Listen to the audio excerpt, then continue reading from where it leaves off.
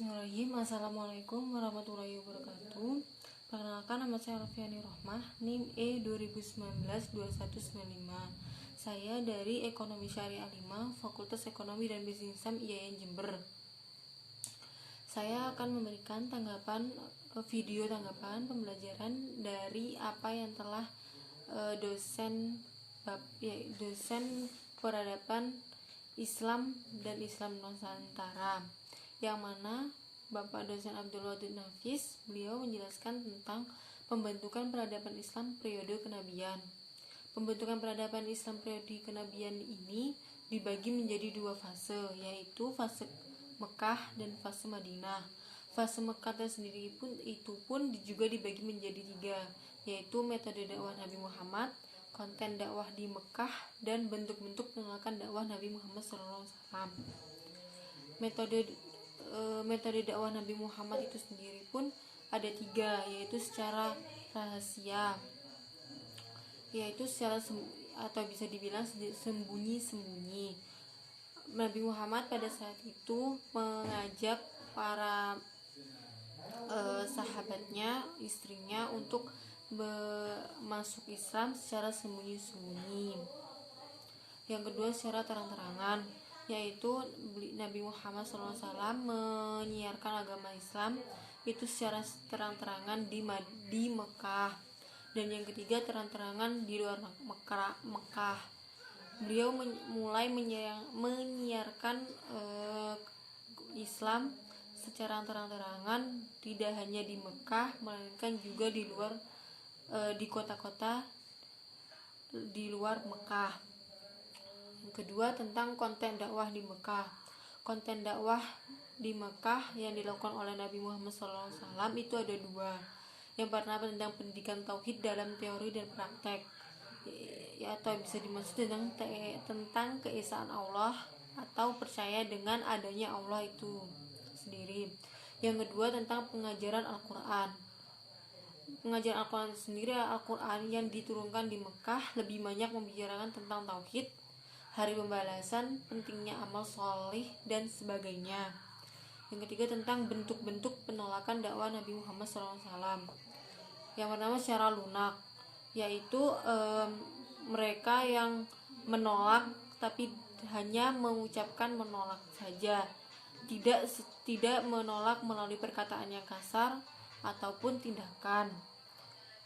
Yang kedua semi lunak, yang mana mereka membuat isu-isu bahwa Nabi Muhammad mengada-ngada tentang adanya ajaran Islam itu sendiri.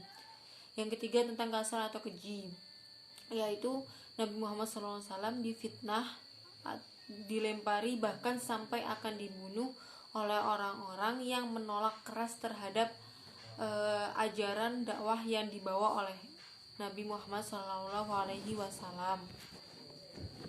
Sedangkan faktor-faktor penolakan dakwah Nabi Muhammad SAW ketika di Mekah itu ada dalam bidang politik, kekuasaan, ada juga dalam sosial, yaitu persamaan derajat sosial, ada juga tentang agama dan keyakinan, budaya, taklid kepada nenek moyang, dan ekonomi. Sedangkan dalam fase Madinah, Nabi mulai mendirikan yang pertama Nabi Muhammad SAW mendirikan masjid, mempersaudarakan antara kaum Ansyar dan Muhajirin. Yang ketiga melakukan perjanjian untuk saling membantu antara sesama muslim dan non-muslim yang bisa disebut piagam Madinah. Yang keempat meletakkan dasar-dasar politik, ekonomi, dan sosial untuk masyarakat baru. Yang kelima mengadakan perjanjian dengan seluruh penduduk di Madinah dan memperkuat kekuatan militer. Dalam pembentukan peradaban Islam pada masa kenabian itu ada banyak pembentukan yang dilakukan, mulai dari madrasah ilmiah atau madrasah Al-Arqam, madrasah Masjid Nabawi, masjid yang dibangun oleh Nabi Muhammad SAW di Madinah. Yang kedua Nabi Muhammad SAW sebagai pemimpin. Yang ketiga penerapan syariat Islam. Yang keempat pemeliharaan Al-Quran. Dan kelima, peningkatan harkat dan derajat wanita. Yang keenam, pengajaran baca dan tulis dalam Al-Quran. Yang ketujuh, pembangunan masjid.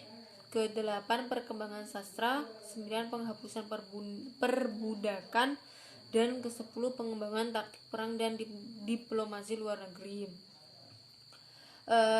Yang saya simpulkan dari apa yang telah dijelaskan oleh Bapak dosen, Nabi Muhammad dalam menyiarkan agama Islam itu banyak rintangan atau halangan dari masyarakat entah Mekah maupun Madinah, karena sebelumnya mereka tidak mempercayai tentang ajaran Islam itu sendiri, dan perlu banyak cara yang dilakukan oleh Nabi Muhammad dalam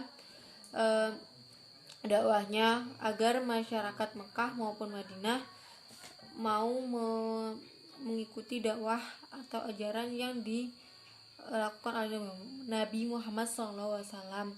Mungkin itu saja yang dapat saya sampaikan. Wabillahi taufik wal hidayah. Wassalamualaikum warahmatullahi wabarakatuh.